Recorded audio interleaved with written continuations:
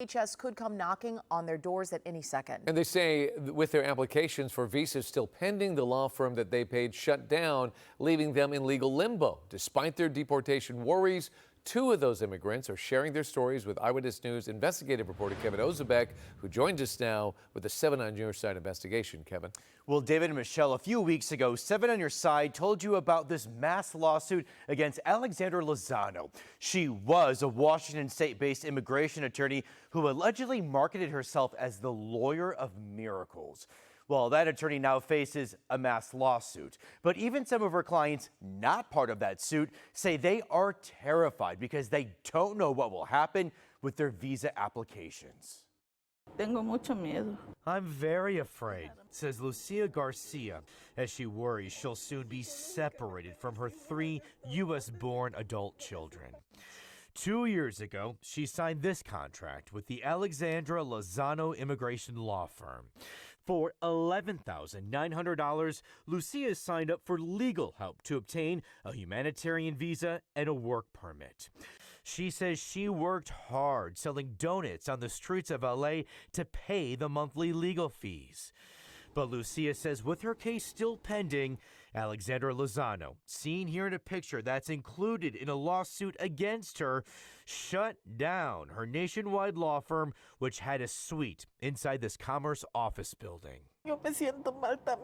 I feel sick, Lucia tells us, because of what's happening to me. At night, I sleep thinking about the problems. What are you worried is going to happen to you?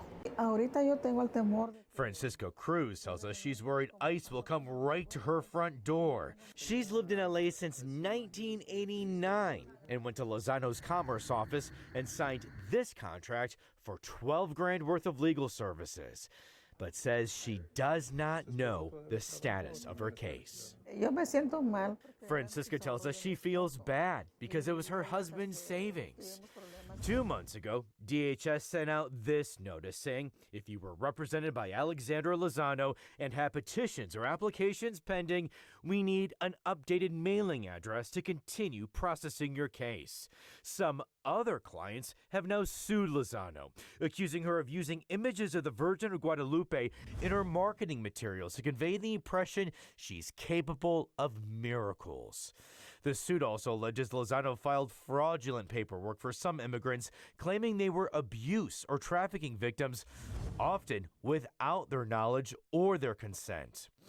Neither Lozano nor her attorney responded to our requests for comment for this story centered on Francisca and Lucia.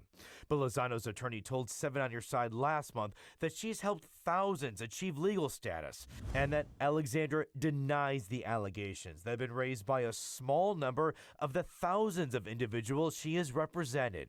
She will address those allegations fully in court. What are you going to do next? Es que yo no sé qué hacer. I don't know, answers Lucia, as the tears continue to pour.